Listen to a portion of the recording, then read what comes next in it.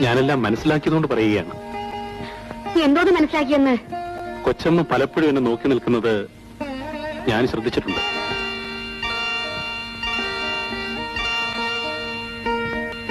ആ മനസ്സെന്തിനാണ് തുടിക്കുന്നതെന്നും എനിക്കറിയാം.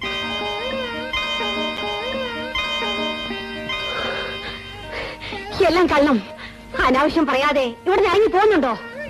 പക്ഷെ കൊച്ചമ്മയ്ക്ക് പറ്റിയ തെറ്റിന് എന്നെയാണോ ശിക്ഷിക്കേണ്ടത്? ഞാൻ പോകുന്നു. അതിനു മുൻപേ ഒരു കാര്യം പറയാനുണ്ട്. എന്താണ്? ഞാനും ഒരു പുരുഷനാണ്. കൊച്ചമ്മയ്ക്ക് എന്നോട് തോന്നിയത് കൊച്ചമ്മയോട് എനിക്കും തോന്നിയിട്ടുണ്ട്.